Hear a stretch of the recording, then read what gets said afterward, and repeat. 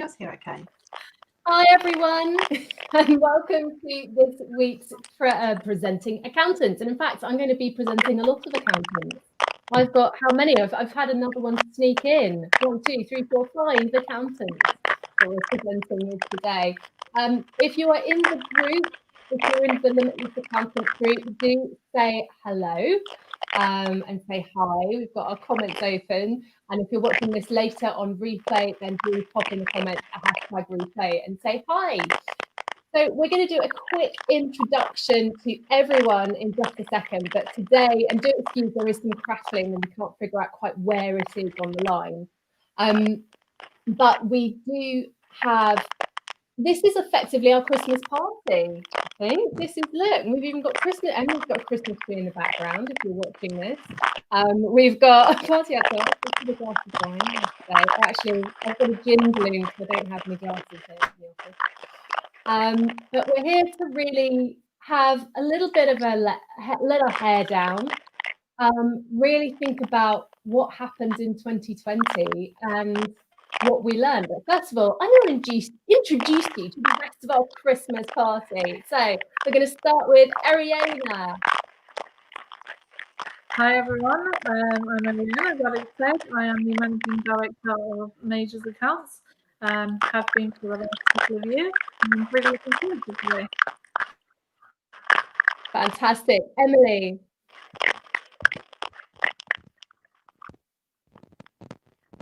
Oh, Emily, are you there? Hi, I'm Emily. I'm Zynct. Sorry, it's trying to be different. So we're quite a small firm, started in April 19, and we specialise in the construction sector. Fantastic. Thank you. Sharon.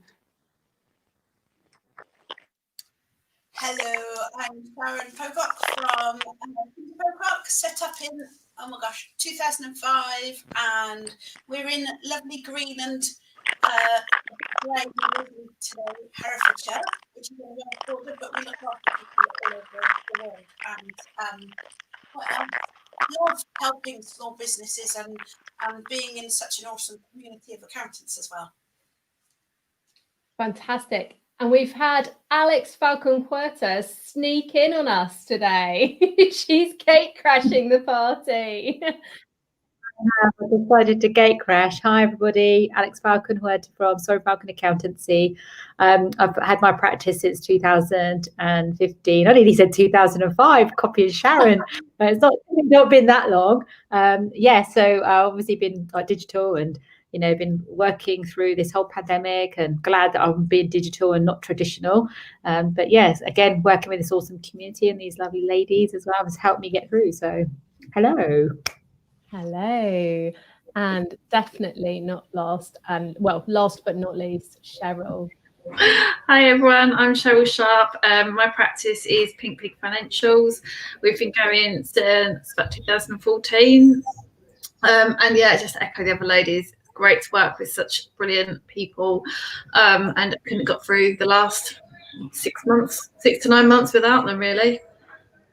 That is one of the things that brought us all together today, is that actually we provide such a network, and very kindly I was introduced to this network, which has been such a support throughout the pandemic.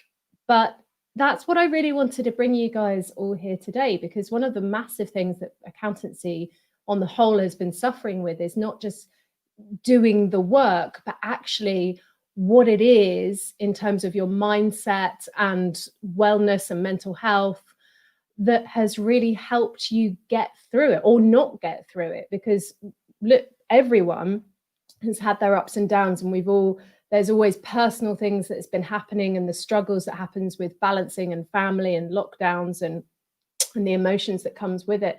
So I really wanted to ask you, especially to help actually have this conversation in a public forum, about what you really learned about yourself this year and how that's helped you to actually become a better practice owner, a better accountant, and what that's done for you.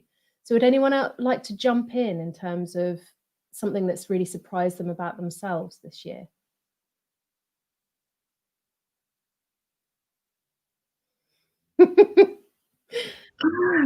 We're all scared to jump in, aren't we? I think the biggest thing for me is I've been surprised how much resilience we've got. How much, all right, it's every announcement that come out, I'm sure all of us, our hearts have dropped, but we've just picked ourselves up, got on with it, learned the next new thing we needed to learn, communicated to clients, and also the clients, the relationship we've had with our clients as well. I think that's improved so much this year because you're having those conversations that you probably wouldn't necessarily have in normal times, but you're having to face those conversations and really dig deep. And it's just improved all the relationships, both with clients, suppliers, and then our peers. Without our peers, I don't know where we'd be this year, really. Do you think it's really brought, I think, the actual accountants with other accountants in terms of your peer group together, closer together than you were before? Yeah, I think so. I mean, I've had some really good friends anyway, but it's just made those friendships even more stronger. And probably some people that I've never met before I now would class as friends and feel that we can support each other. It's been brilliant. I think it's talking with all of us and other accountants that we know and different forums. It's realising that we're all going through a similar thing, and as I agree with Cheryl, like how resilient and adaptable we are. Well, everyone is through all of this, not just accountants. But I think it would have been really hard to do that if you felt like you were on your own, and not have either supportive friends and family or supportive groups like ours is, or even clients. Like we've had clients actually ring us up to see how we are and tell us to take a break and things. So you don't expect that. It has there's so much. It's been so hard, but there's been so much good that's come out of it as well in lots of different ways. What kind of good has come out of the pandemic for you, or positive aspects? I think realising that you can lean on other people, like this group, is amazing. Definitely the adaptability and resilience, but I've got to say, as an accountant, and I think any business owner and the people that you're dealing with, it's brought out, and I know we've talked about this a lot, it's filtered out who we really want to work with. And I think across every spectrum, every aspect of life, it's filtered people, people's best or worst sides have come out. So does that make sense? So there's positives in that we know who we really like to work with and the people that have responded well to us, and that we know we've done such good things for people. Does that make sense? Yeah, no, I was just wondering, totally. I mean, we've definitely, I think we can all agree that we've seen the best and the worst of humans almost through everything. And in terms of our clients, yeah, it's definitely, I know for me, made a difference. I don't know about for you guys, but I was wondering, that selectiveness, almost that realizing who it really is that you want to work with and connect with, how does that, what effect will that have on your practice, on your business? I would say, following on from that, is that I think we've kind of had a lot more self-respect for ourselves. We go through every day, just day in, day out, getting things done. Clients ask for something, we get it done, and we almost feel like there's not as much appreciation, and that we do end up working with clients who don't appreciate the work that we do. But when we found ourselves in such a difficult situation, we said, hold on a second, I can't do everything at once, because it was super difficult. And those clients that, in difficult situations, you really get to see people's true character, true sides that come out, I think. And there you realize, clearly, I'm not going to be working with this person. I mean, what is life about? It's not all work. So there's no point going forward with that client. But then we found clients who we maybe didn't have as much interaction with, and they were just great in working together. So we have a better work life for us. It's a lot more enjoyable because you're liking the people that you're working with, and they're happier too because they feel like they're getting a lot more value. And with us, it was the 80-20 rule. 20% of the clients were giving us 80% of the work and noise and everything. So having reduced that massively, we just feel so much happier. And clients are talking to us more because we have time to speak to those who, you know, never made a fuss, but we've got time to say, how are you doing? Just something that small goes such a long way.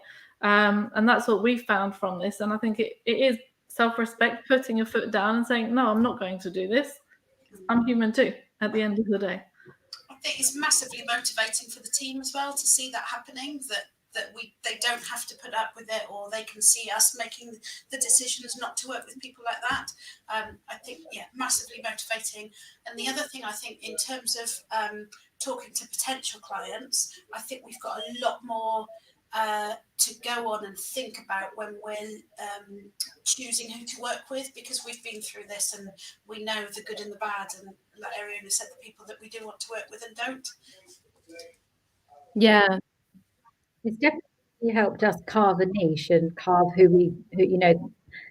What I've done is I've looked at clients that I really like and who I work well with, and I've kind of based like new clients around that personality, because they're the people that we want to work with. And we were spending hours on some clients, and similar to the others, where they just felt like, you know, just taking blood. But now it's like, you know, we want to help everybody. Sometimes I think that's our downfall. We want to help everybody. We want to get everything and everybody through this pandemic. But essentially, you can't help everybody. You can't do everything all in one go. So we were put in a situation which was uncomfortable for most of us, where you had to then decide which was priority, because everybody is important to us, every client. And then basically, like, some of them made it easier because they weren't so nice. So we're just human, and we just make decisions around who's nicest. I like what you said about personality, though. Like, you're not framing it around the business per se, but almost around the personality. And it made me wonder: is there there's what makes, I suppose, a good client for each of us, but what do you think in your personality as well that has really helped you get through? What strengths have helped you get through this year? I think definitely a need to help other people, and I've always wanted to help people. This sounds so cheesy. I've always wanted to help people and pass on knowledge, or I think it's why I set up, really, just to give people the right information and the right support. And I think right at the beginning, I think we all did it right. We're going to help everybody, but you can't. And I think that's what's driven me through this. Is like, I can't possibly I can't finish the day without doing a blog and like putting this update on Facebook. I can't not let people know what's happening and what the government have said and all that stuff. And I remember my mum saying quite early on, like I was saying, like, oh, blogs and Facebook updates and all this stuff. And she said, well, can't people read? Yes, they can, but we have to translate it for them and do it, you know, put it in an easy, accessible form and put it where they're going to see it. Like, you can read the HMRC website, but who'd want to? It's translating it and being helpful, and I think that's was been my overriding thing, and like just constantly needing to get information out there, but without really thinking about the long term. So getting into trouble with the husband for working too much and always in cyber world and things like that. I think I would do it differently next time, but I think I've just gone, right, we're helping everybody, and that's that. It's ended up being, it's both I suppose it's a double-edged sword in terms of it's great for clients, been great for clients, but maybe had an effect on other aspects of your world and your life. And I suppose we've all got an element of that, don't we? The two sides of the mask. Yeah, I think so. Yeah. I guess anyone in any role, like especially business owners, that's always difficult to get the right balance. And I think for a lot of business owners, not just accountants, through this period, there's been that, you know, keeping the business going, but also your personal life and your health and well-being. It's hard anyway, but especially this year, just to get that balance right. I think we've all done, like, obviously really amazing, because we've had to get all of our clients through a pandemic. We've had to be a mentor to our team and help all of our team members. And most of us, obviously, with family around us and schooling and, you know, a lot of that as well. So So, you know, when you think about how many people you've had to kind of help through the most difficult year we've had, you know, it's like, you know, everyone's done like an amazing job. And, you know, I don't know if we're at the end of it, but it kind of feels like at the end of a year, we're coming to the end of something. And, you know, everyone's going to look at 2021 as a new, fresh year. And it's like, right, start again. You know, let's just get rid of 2020 and start fresh in 2021. So, you know, I think we can all like be really pleased with ourselves at the end and just be glad to, you know, be standing here and still be really positive and wanting to, you know, do really well for our business and grow it. So, well, we all do. I know we all do because we're part of the group. So I've got a question for all of you, which is, what do you think your biggest lesson has been from this year? Probably to be a bit more selfish. No, I'm joking. It'd take more time for me. Oh yeah. Had our own oxygen masks on first. I think, like everyone, like all of us probably, we went straight into helping our clients. What can we do for our clients? And then probably 2 or 3 weeks into it, I had a bit of a meltdown. And, what about my own business? So yeah, our own oxygen mask, but not at obviously the detriment of our clients, but just make sure we're got what we need to be able to then help everyone else. And what do you think you need? Like I had to literally put time aside and block it out and stick to a routine of doing exercise and actually well-being stuff. I bought a paddleboard as well because I thought if I go onto the river, I can't take my laptop. I had my phone to take photos for Insta, but the rest of it was I can't take my laptop, and I had to switch off. I had to stop myself from working. Stop. Yeah. Even if it was like in the summer, it was like 8 or 9 o'clock at night. I was still able to do it, but it was definitely like taking time out and just to stop working. Because when you're at home and you're working, you don't stop, and then you can't sleep at night, and then you've got to get up early because you have to get through all of the workload. It was really challenging. So if I didn't stop myself and put in that exercise time, I think mentally I would have gone crazy. For me, an eye-opener was when I was working, like especially, you know, the start of this, everyone was working all hours. It felt literally like all hours. My daughter was playing because obviously she's not at school, and she goes to me, Mummy, she'd been asking me apparently, can I play for ages? And I'm not hearing this because my head's in my laptop. She's like, how much do you charge an hour? And I turned around. I was like, what? Why? She was like, can I buy an hour of your time? Can you play with me? I was just, at that point, I was like, what am I doing? What is life that my daughter has to say something like that to me? So from that moment, you know, at least weekends, I haven't worked at all for the last, I don't know how many weekends. And I've tried to also, if I can, get Friday off, for example. And you know what? Everything is still running, even without me working 24/7. So it's that realization that we can do it too, just like a lot of people. So it's just managing it in a different way, I guess. Yeah, that's such a great point. That's and yeah, so vital. It sounds like the biggest almost takeaway for everyone is that the world won't end if you take a step back for you to revitalize and replenish your systems and your energy. Yeah. So that's yeah, I think we're actually a bit more, what's the word, productive if we take that time out and recharge, refocus. Sorry, the dog is wanting to get in on this. Recharge, refocus. But yeah, we're just a bit more energized then once you do take that little bit of time out, and that's what I've certainly found anyway. And I managed to have a few days off half term, October time, and coming back to the lockdown, if I'd not had, or the second lockdown, if I'd not had that time off, I think I'd have had a bit of a meltdown. But I was just like, okay, we can do this. We've done it before. Let's just get on with it. And that time off does help you to put things in perspective. That's the other P I was looking for, perspective. So knowing all of that, what are you guys going to take with you into 2021? What's in store for you there? Well, all of the stuff that I've learned in my business is to be remote and use all the digital stuff. So I'm going to travel, and I'm moving to Bali tomorrow. Yes, at the moment, Alex is getting ready for her flight, so that's Hotel room. and that's the benefits of having a digital cloud-based practice. There we go. So my 2021, I'm going to be served it.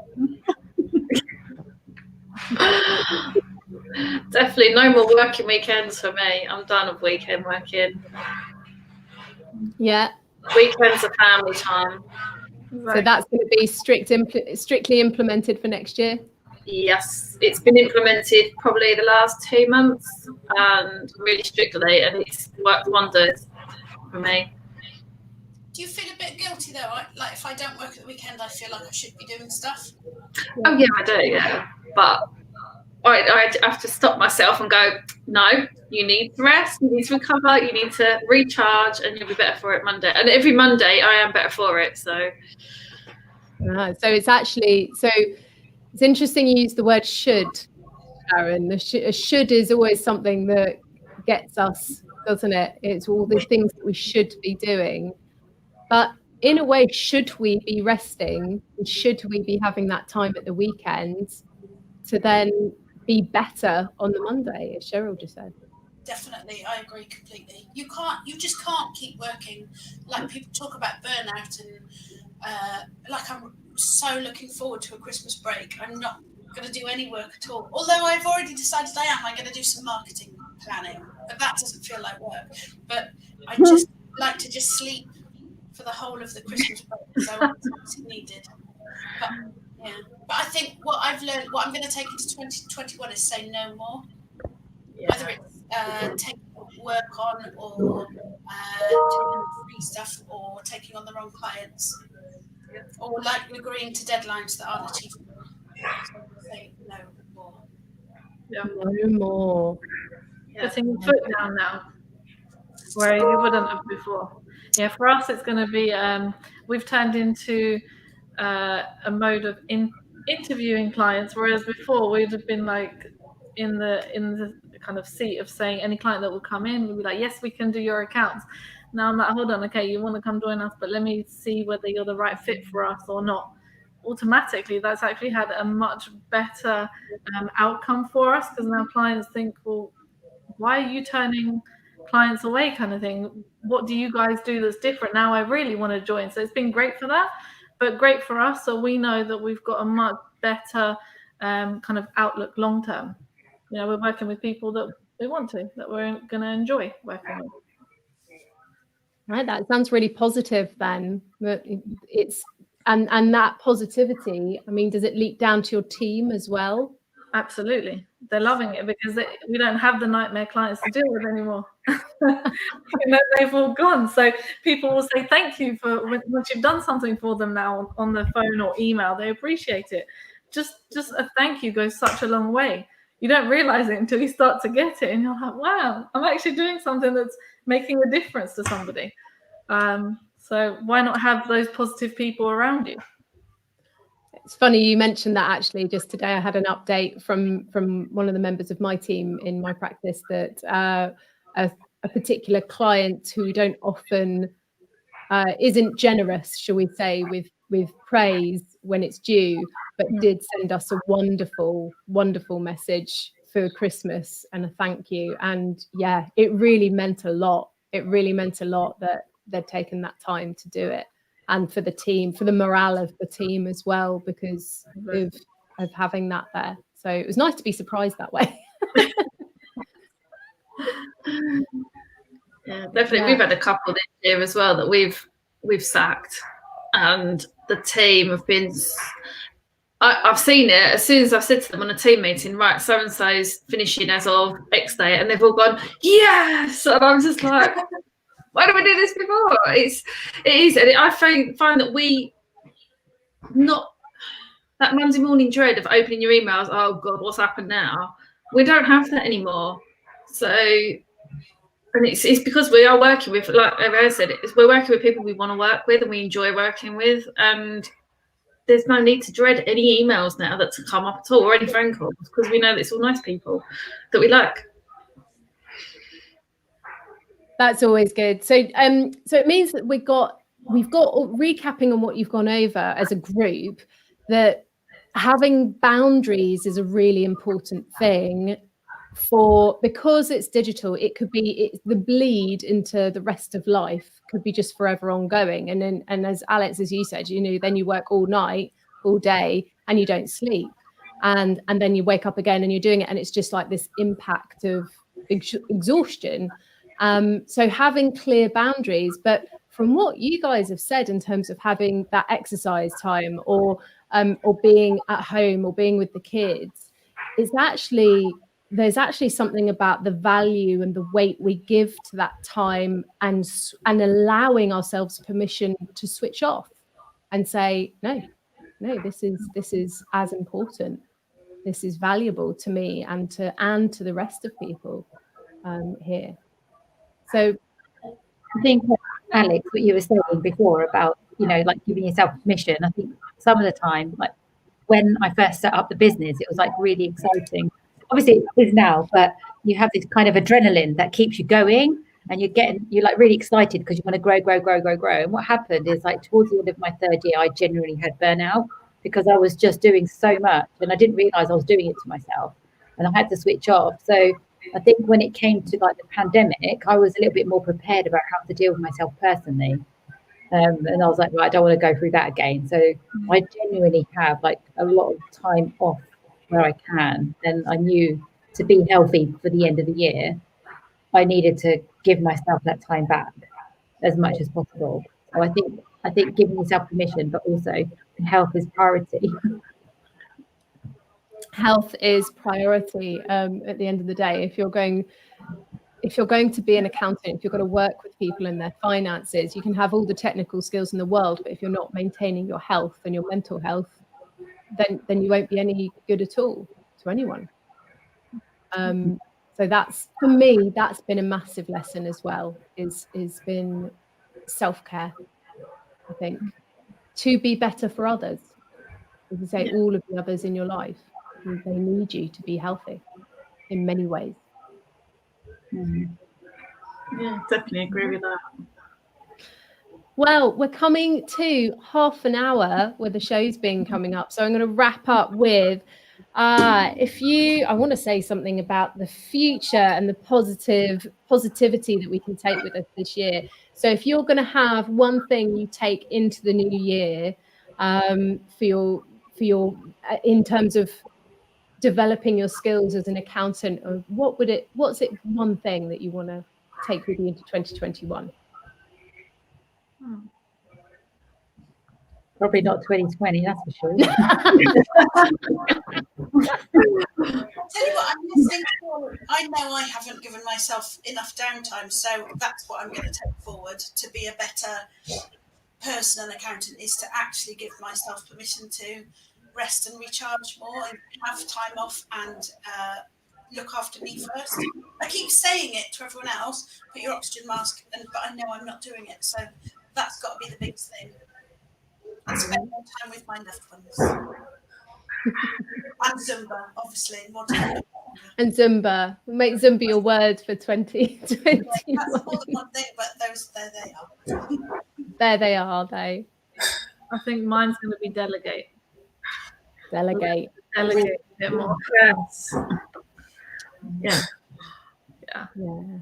Like I that. like a mixture. Delegate, spend more time with loved ones, walk the dog more.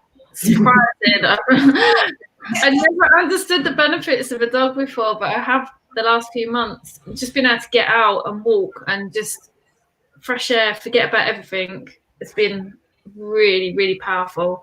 And say no more. Say no more.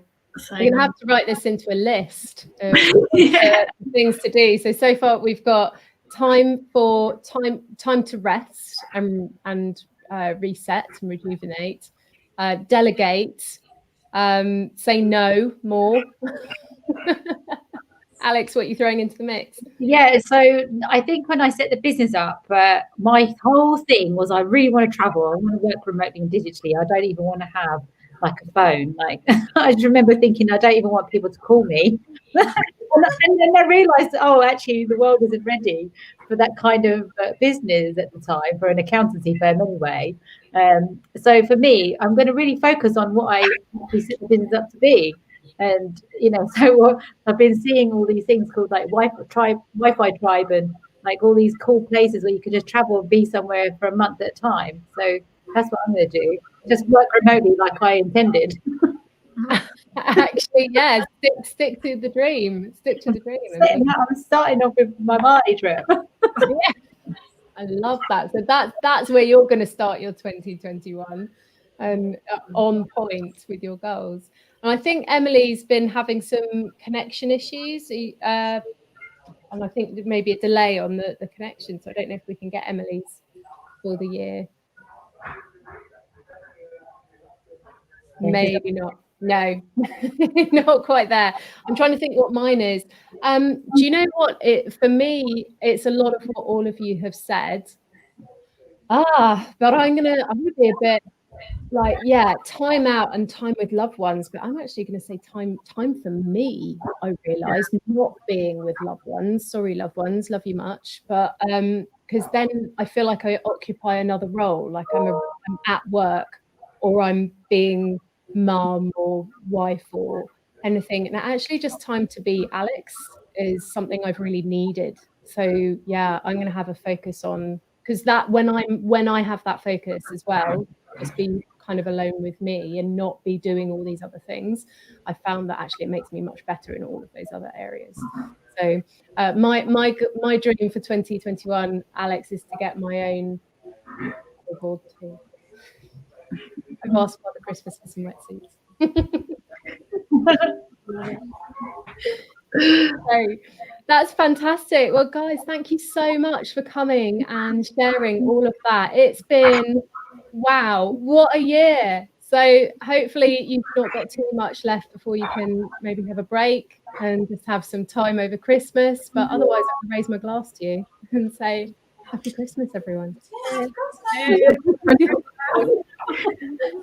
Happy Christmas.